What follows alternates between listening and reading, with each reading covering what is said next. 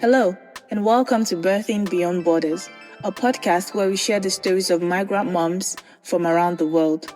From sleepless nights to moments of joy, we'll be diving into the real, raw, and inspiring journeys of motherhood. Get ready to laugh, learn, and experience a range of emotions while being inspired.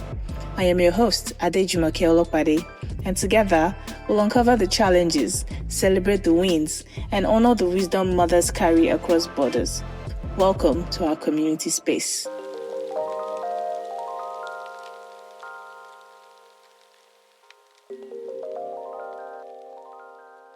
On this episode of Birthing Beyond Borders, I have with me Odunayo, a Nigerian immigrant mom based in North Carolina.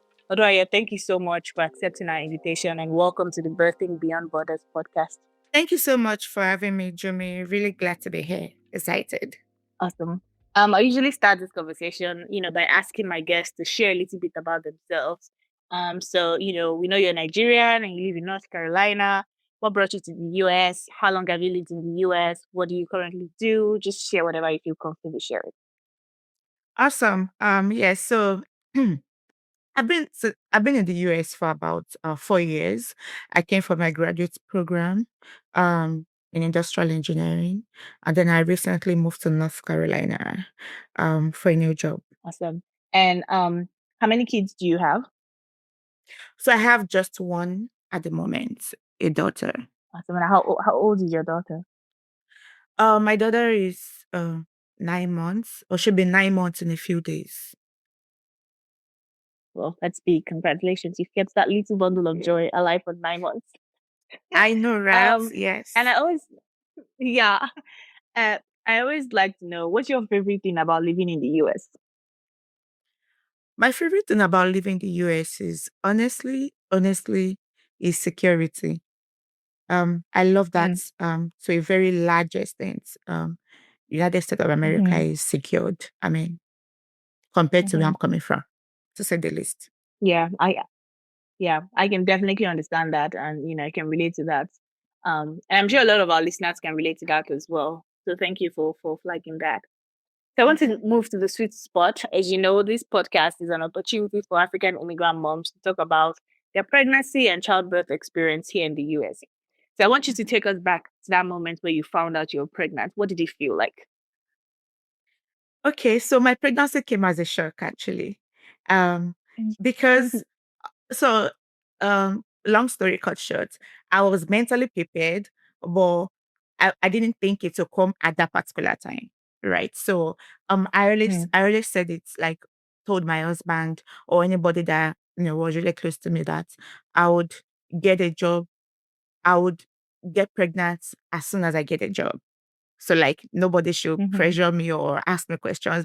As soon as I tell you that I have a job offer, just expect that I'll get pregnant after. So this, like, I usually tell my husband that, and people that are really, really close to me. So I got a job offer, and then so I was, of course, mentally prepared that, oh, now I have a job. Now I can, do this motherhood thing and everything. But I didn't know it was going to come that particular month. So I came back from a conference where I got the job from, actually, and then I got really sick. So I thought it was like, the journey stress, the work stress and all that. And then I was vomiting a lot. I was sick, doing all these pregnancy thing. And then I said, okay, what, let me go to the clinic. And I mean, what's the worst thing that can happen? Let me do a PT test. I did a PT test and found out that I was pregnant.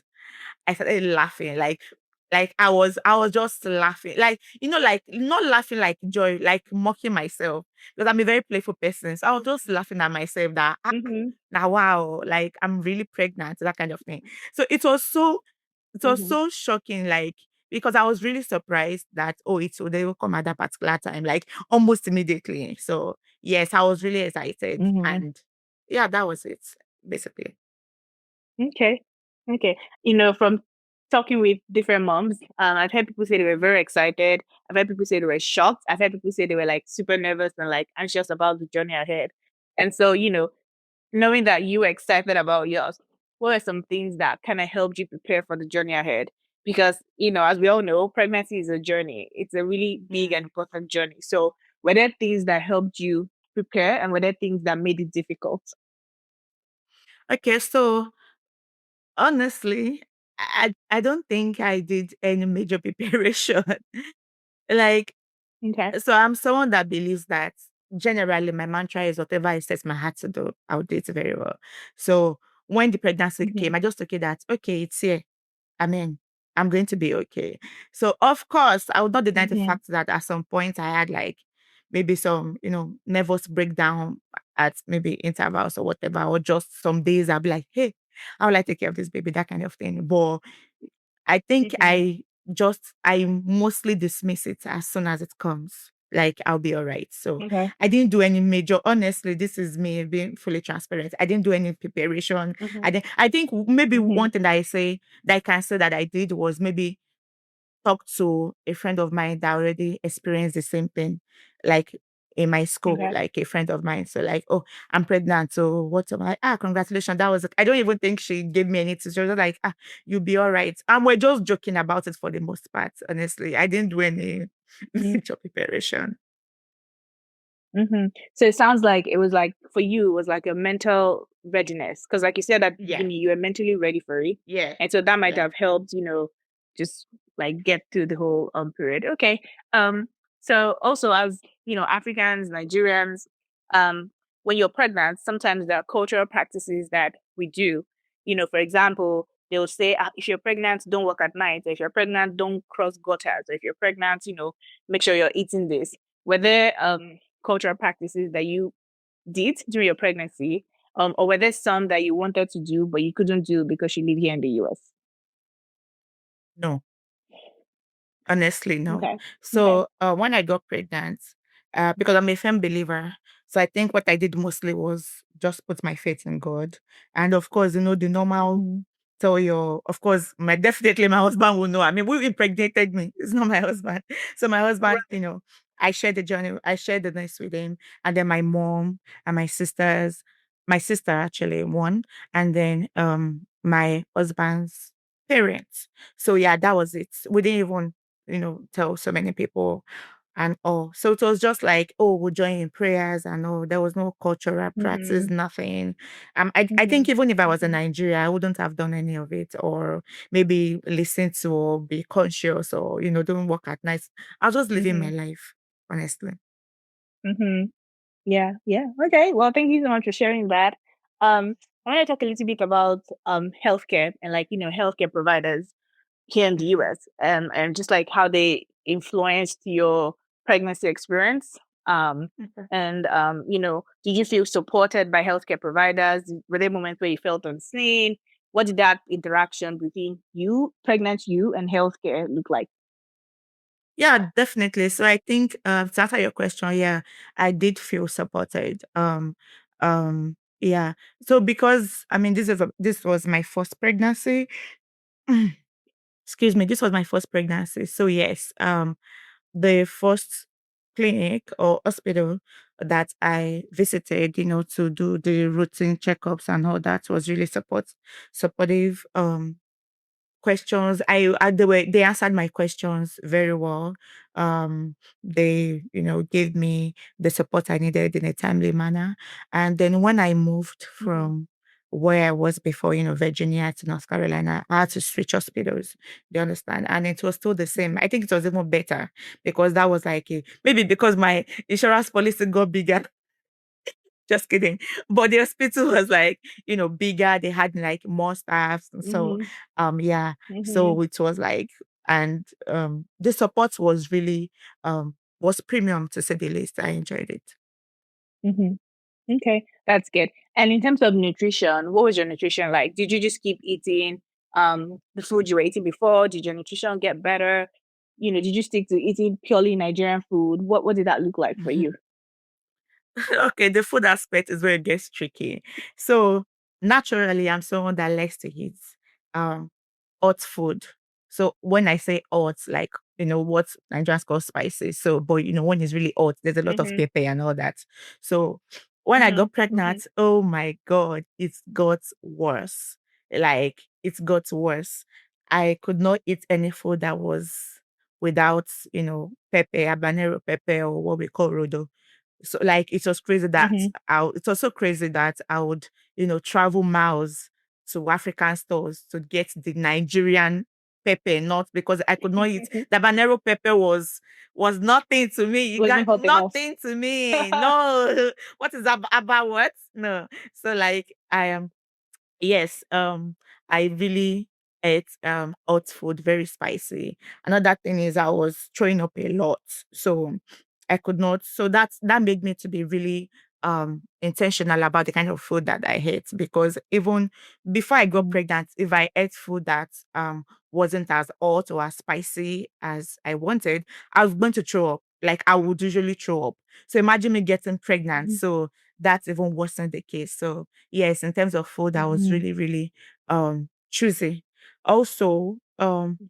I think so naturally I'm not a breakfast person, but with my pregnancy, people will say, it's very well low, all those kind of things. And so that was really a big struggle for me to ensure that I was eating in a Mhm. timely manner, I was doing the right thing at the right time, because I'm a carefree person, but I needed to be really intentional about, oh, this is a child growing in me. This is what I should do. And then people will say, Mhm. in Yoruba, "Ma fata pa mola mo." Like I'm at the end of the day, I'm like, it's about me. I have to survive first before, that kind of thing. So yes, that was a Yeah. really Yeah. big deal for me. And also, I really Mhm. enjoyed other people's food. Oh, I was always hearing that even before I got pregnant, that, oh, some people crave for other people's food. Oh my God, it was worse. Like I would literally be smelling other people's food miles away. And then until I eat it, I'm not, like, my husband was so embarrassed, like, at so many points or so many instances. But yeah, we're able to Mhm. navigate it. Mhm. The baby needs what the baby needs. And for our non-Yoruba speaking listeners, mafia atapo molomo just means don't kill the baby with pepper. Don't overload the baby with pepper. Thank you so Yeah. much for sharing that, Onu. So Mhm. now I want to move to the moments where, you know, you held your baby in your arms for the very first time. What did that feel like? My God. Uh, Two things. Finally, I'm done. That was what came to my mind. Like, okay. Mhm. Finally, I could not wait. I tried towards the end of the pregnancy. I could not wait to just be done with it, because I think my Mhm. pregnancy was about 10 months, not the regular 9 months. So it Mhm. was like a bit. So, this, Mhm. I was nervous, I was anxious, people. So it was like, oh, maybe the doctor miscalculated, or maybe it's you, maybe it's because of first pregnancy, maybe because so many health conditions and all that. So when I Mhm. got the baby, my husband was right beside me, of course, in the theater, because I had a C-section. So Mhm. when the baby came out, and then he brought it and was like, see your baby. I was like, oh my God. Finally. Okay, next, please. Sew me up. That kind of thing. Yeah. So I was really happy. And I think um I didn't really feel the fullness until I was out of the theater, and then, held my baby in Mhm. my arms. Like, so as soon as it brought her out, I was like, oh my God, thank you, Jesus. And yeah, I'm done. On to the next, that kind of Mhm. thing. But yes, after the whole, charade, the whole sewing up, cleaning me up and everything, and I got settled, and then I held my baby in my arms. I was overwhelmed with joy.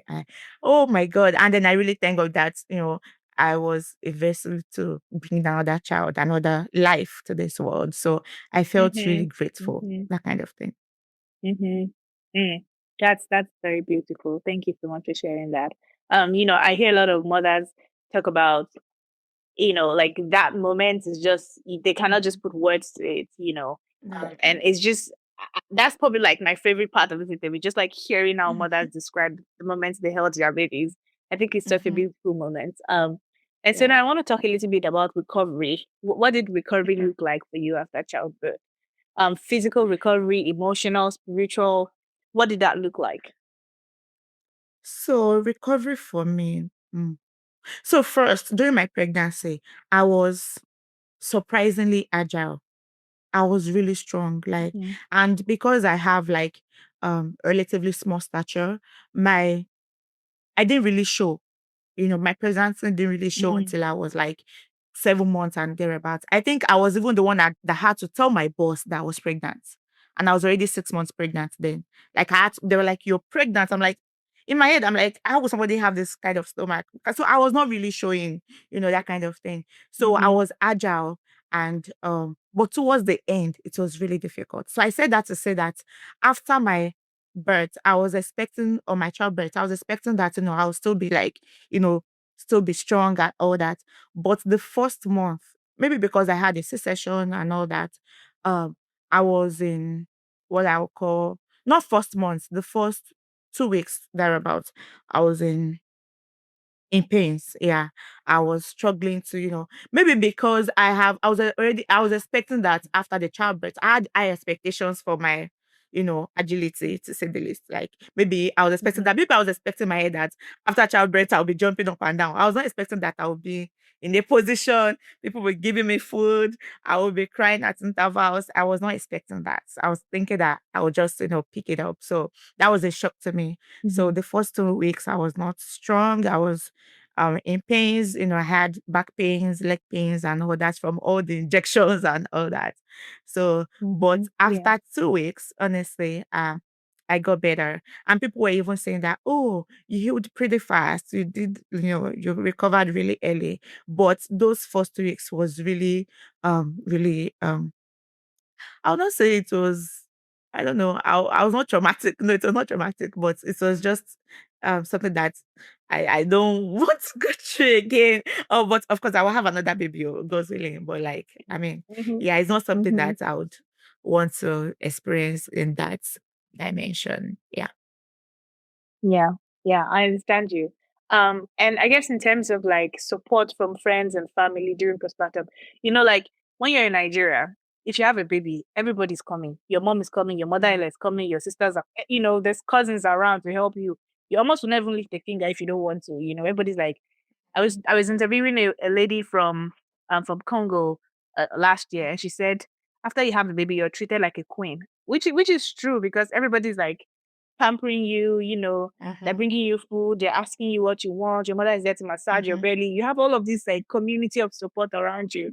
And so I'm wondering, Sure. here in the US, after you had your baby, what did that support look like? Did you have friends and family, were your parents able to come out here to help you? What was that like for you?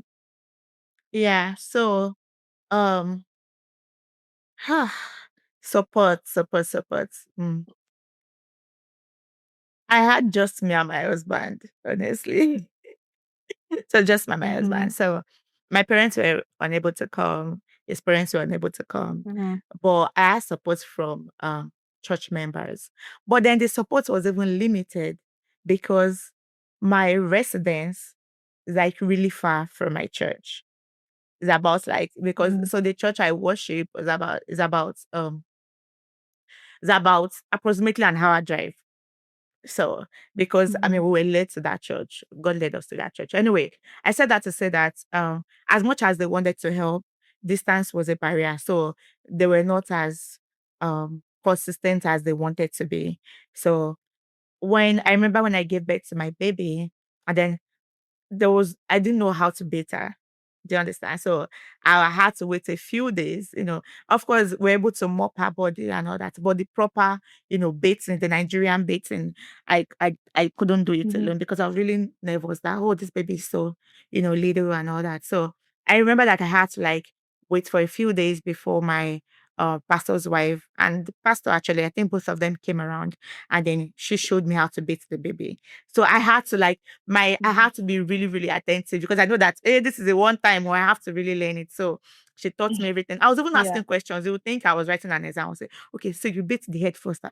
Okay, so then this thing. Okay, let me say it again so that I'm sure that I understand it, because I know that that was like would probably be a one time. I mean, she said she was going to come, and then she did come around later, but it was like, you know, weeks after, because I mean everybody's busy in the US. Mm-hmm. So yeah, so yeah, Mm-hmm. support was Mm-hmm. limited, and then had to beat the baby myself.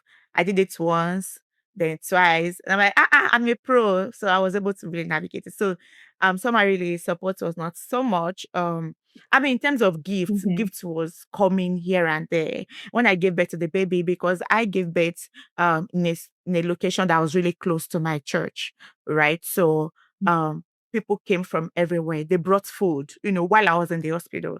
Support was massive while in the hospital. Food, joke with me so that I don't feel so much pain, laugh with me and all that, and they congratulate me. Food was in excess. But as soon as we got back home, it was just me and my husband, honestly. So just myself and my husband. And then, yes, that was it. But I was able to, I think I'm even ready to have twins now. I'll beat both of them together. I can. Yeah. Yeah. So, Professional, yeah. professional in baking. Got it. Okay. Professional. See, hearing you say it was just you and your husband.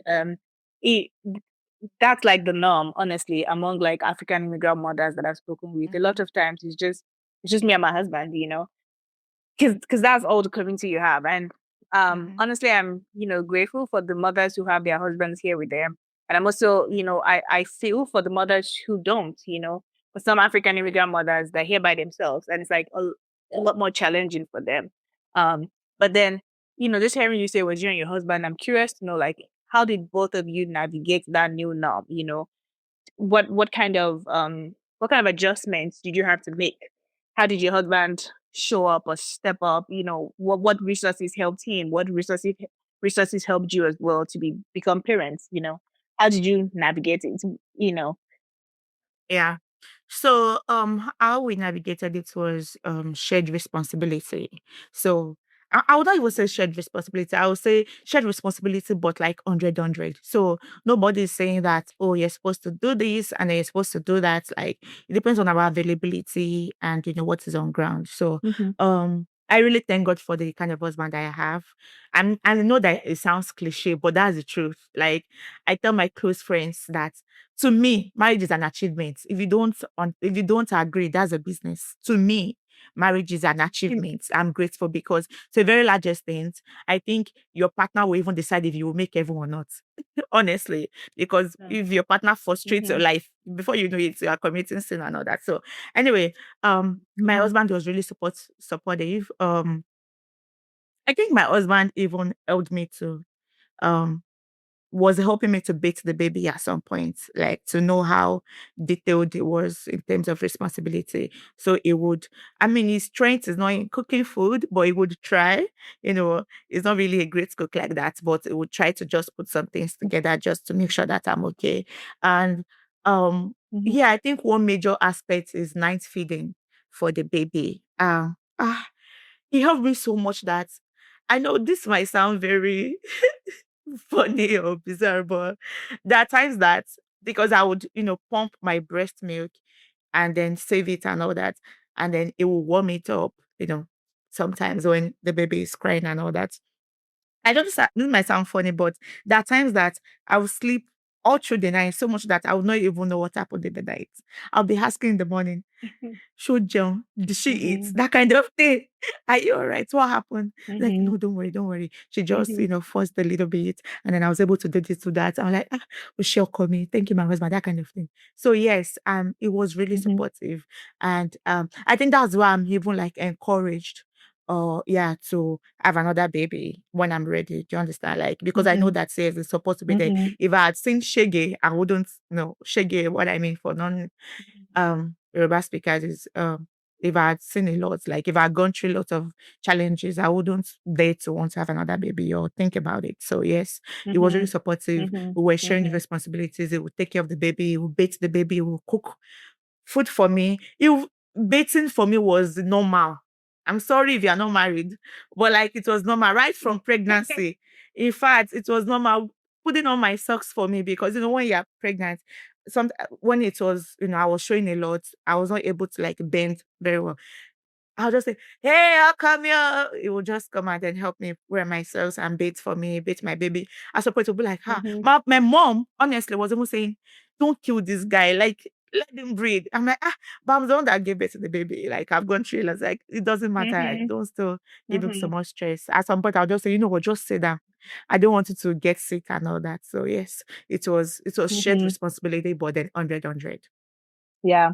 It sounds like where you said, marriage is an achievement. I agree with that. I think marrying a good partner is the Honestly. achievement because, you want to make sure you're married to somebody who has your back, the way your husband has. So Mm-hmm. shout out to your husband for like stepping up and like taking care of you and daily. That's what we love to hear. This episode of Birthing Beyond Borders is funded by the 4W Initiative and supported by the African Center for Community Development. Please check out these two wonderful organizations. Details can be found in the description below. So I want to talk a little bit about like emotional recovery. I've heard people say pregnancy is hard, but postpartum is like harder. And that's mostly because, postpartum is just, it's completely different from, what you're used to. There's like so much going on in your own body. And now you've got this little baby you have to be responsible for as well. So what did that look like mentally, emotionally for you? Like, what was recovery like? What are the things that helped you, keep it together? During times when it was like stressful, if you were not sleeping and things like that. Postpartum recovery. I think it was okay. Like I said before, aside from the first 2 weeks that I was really, in pains and all that, I was not my usual self. Let me just put it like that. Mm-hmm. Aside from that, I Mm-hmm. think I was really okay. Maybe Okay. because I was mentally prepared and because Mm. naturally I have a high threshold for pain. Right. So Okay. I would say relatively compared to other people, maybe what I was going through at that time would be like a lot for other people. Right. So I would say compared to how I handle pain and how I handle, you know, just general pain, mental, physical, whatever. I was in a really pretty good condition. Um, of Okay. course, Okay. there were times that I would have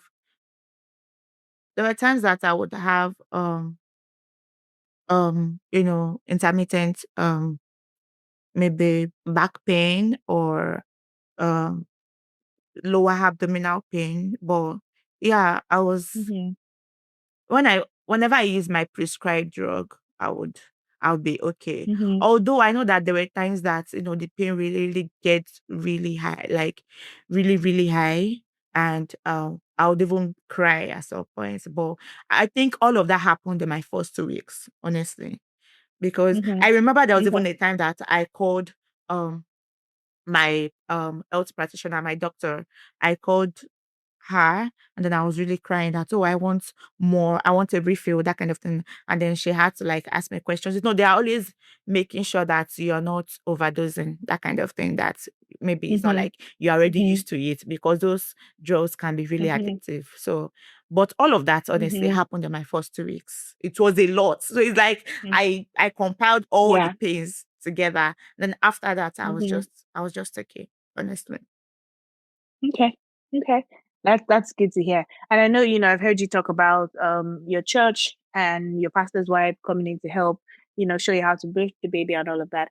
But I'm so curious, what role did like your faith and like religion play in like navigating pregnancy and like childbirth and recovery?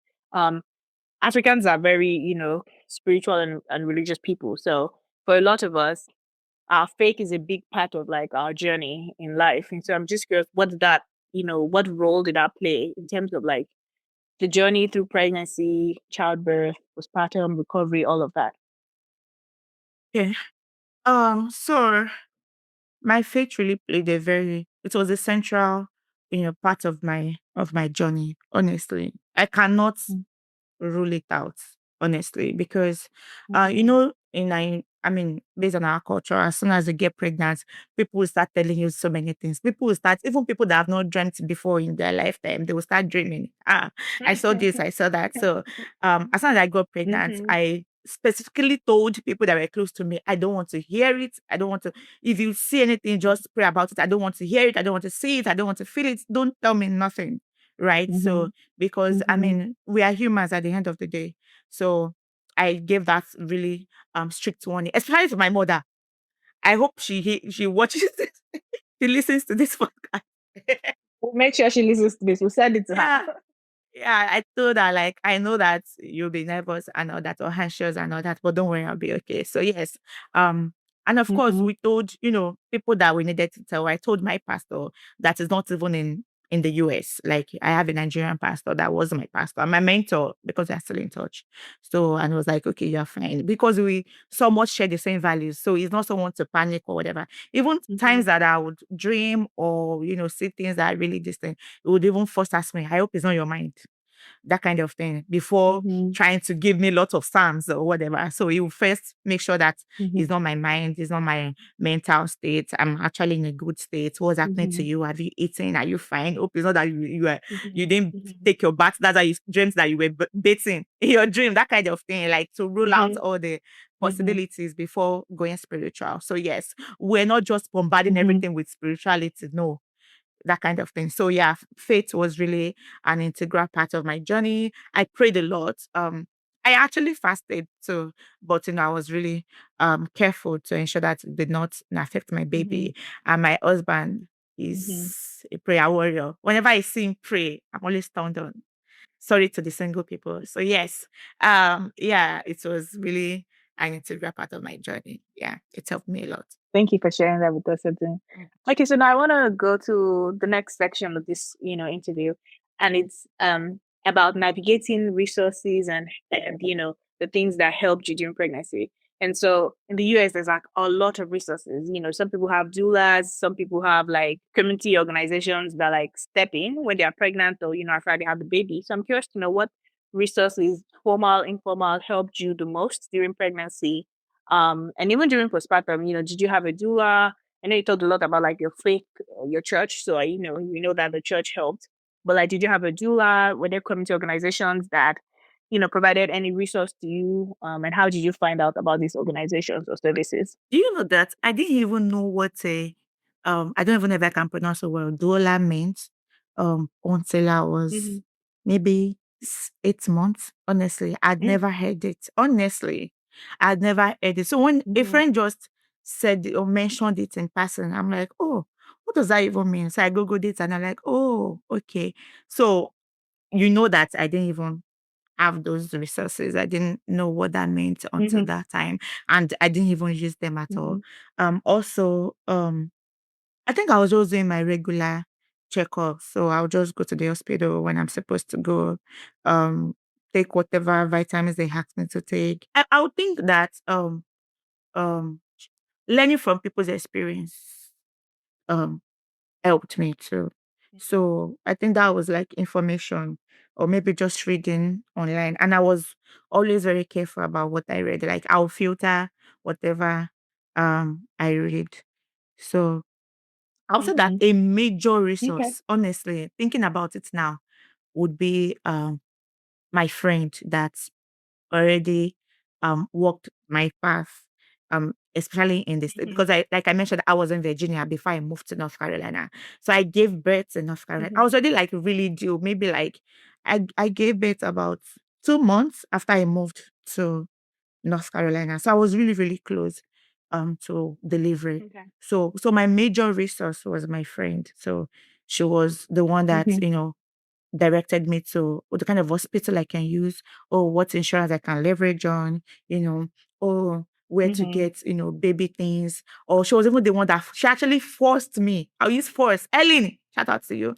She forced me to do like a baby registry. That kind of, because my husband was saying, I'm not using my baby to ask for money. Oh. I'm not using my baby to beg.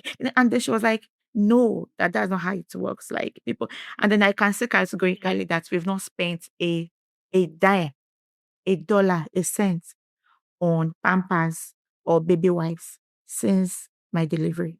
And my baby is almost 9 months. And we still have a lot in stock. Wow. Honestly. So baby registry was really helpful. And then, I would say information from people.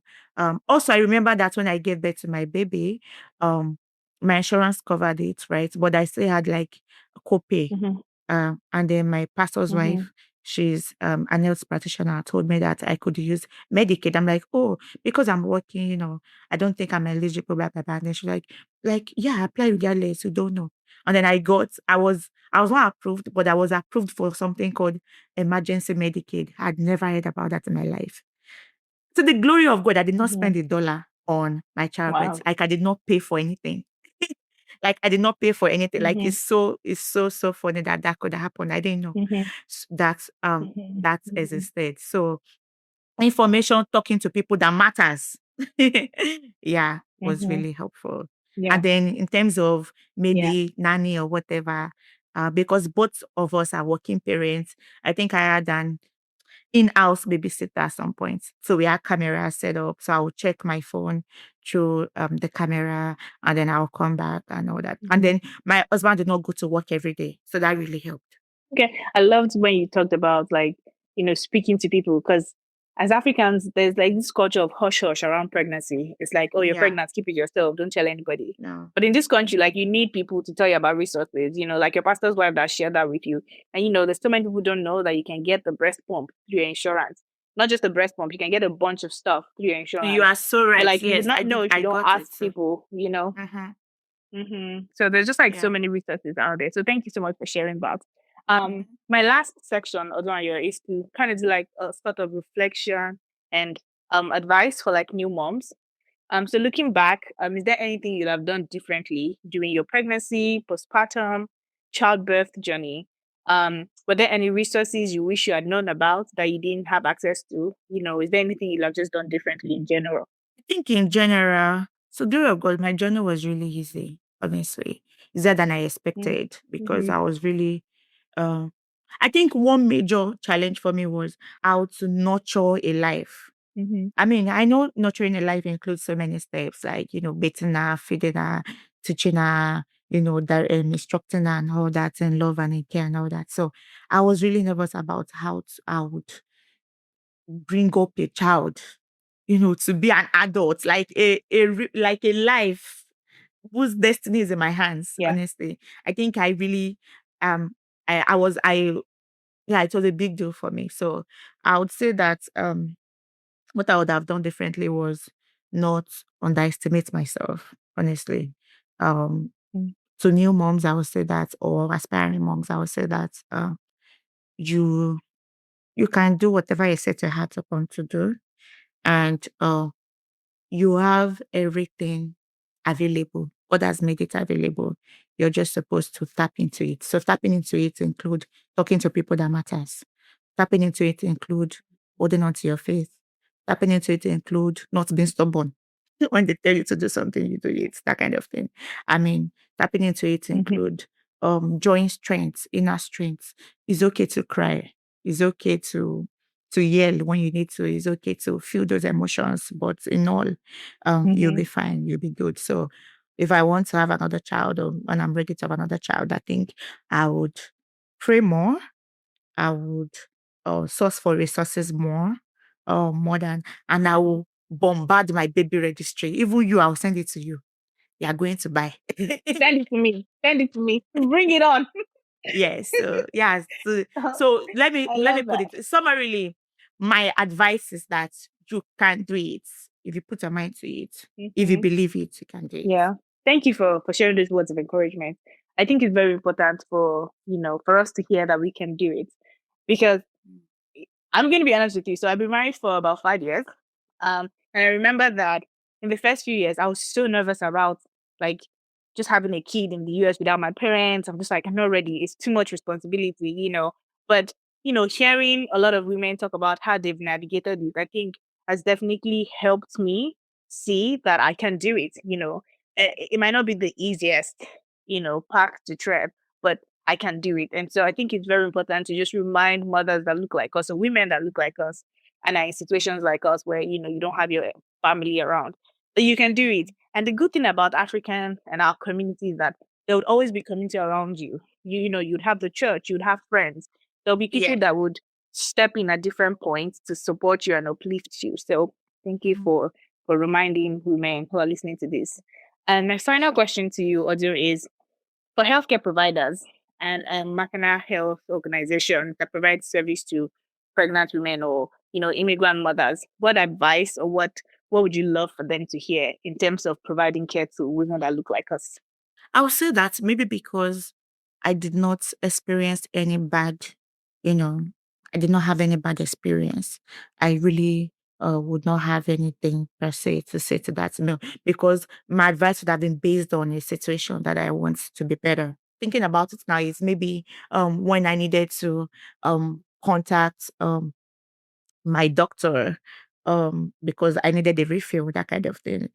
It took a couple of days, not days, like about 2 days, that kind of thing, because she was not on duty and all that. So yeah, I think that was a time that my head really sparked. That was happening. What if I want to die? What if I'm about to die? That kind of thing. Yeah. So I would say that Mm-hmm. accessibility, especially after the Mm-hmm. childbirth is, but aside from that, yeah, nothing. Okay. Well, that's also a good point. Mm. As a first time mom, there's this sense of urgency. And as healthcare Yeah. providers, they provided care to like thousands of mothers. It's Mm-hmm. different, it's your first time Yeah. pregnant and you're like, oh my gosh, I need this right now. But they're like, yeah, it's okay, So just managing those expectations, I think, it's very important to flag out. So are there any last words, anything else you want to share before, we wrap up? Whatever comes to mind, last words, whatever. Uh, I would say that for um is it safe to say African moms or aspiring moms in Yeah. diaspora in the US, Yeah. be very intentional about your community. Be very intentional. Be very intentional. So I know that ladies especially is like, I don't want to be friends with this one. Hey, I don't like it. No, be a good person first and you attract good people. So I would say Mm-hmm. that be very Mm-hmm. intentional about your community. Um, um, Mm-hmm. build on it, stay in touch, keep Mm-hmm. be a good person to them, and then in return, even if they're not the one that is returning the goodness, other people will. It's law of nature. Whatever you give out, you'll receive, that kind of thing. You don't even Mm-hmm. need to be a Christian Mm-hmm. to be a good person. Yeah. So, and Mm-hmm. of course, some people don't have people because of their personality. So work on your personality, and then not Mm-hmm. just because you're pregnant or you're going to be pregnant and you need people around you, no, but because you need people to survive. I need you, you need me, that kind of thing. And now it's not Mm-hmm. even worse that you're in a place where you don't even have your family, your people that by blood, whether you like it Mm-hmm. or not, even with all your bad attitude, they will still stick with you and all that. So yes, Mm-hmm. is worse that in a place where you don't have people. So you have to build on it. Go to, if you're a Christian, go to church and don't just garbage in, garbage out after services. Pack your bag, talk to people. That's intentionality. If you're in school, go to events, talk to people. In fact, even for people that they are still single, it's because you're not talking to people, you're not mixing with people. Whatever platform you have, optimize it, and then yes, intentionality about your community, it will really help you because you get information. You will say that, oh, don't think that you can do it alone, that, oh, if I search Google, if I know there's some information that is, imagine what I said about me speaking to my pastor's wife about my childbirth fee and all that. I did not pay. I don't know how many women can say that in the US that they did not pay $1 as delivery fee. I do not think there are so many Yeah. people. So she was like, yeah, what do you have to lose? Like, even if you're earning a lot, relatively, you know, still apply. Worst case, they will say no. So my baby got a Mm-hmm. year Medicaid, and then I got the emergency fund from emergency Medicaid fund, and that was for the time I entered the hospital and I left. So everything pertaining to me going to the hospital and leaving was covered for everything. So yes, and that Mm-hmm. relies on people. So yes, I think that's my Mm-hmm. last word. Be a good Mm-hmm. person, and then good Mm-hmm. people will come to you. Thank you so much, Ogun. I really enjoyed our conversation, and I'm so grateful that you accepted to be a guest. And I'm sure that a lot of people who will be listening to this will also learn a thing or two from all that you shared. So thank you so much once again. You're welcome. Thank you so much for joining us on this episode of Birthing Beyond Borders. I hope you've learned something new or felt seen in today's conversation. If you're a mom listening today, know that you're doing an incredible job, and as a community, we are so proud of you. Please share this episode with another mom or with a friend who might find it helpful. Remember, You are not alone, and you don't need permission to do the things that bring you joy. I'm rooting for you. Goodbye.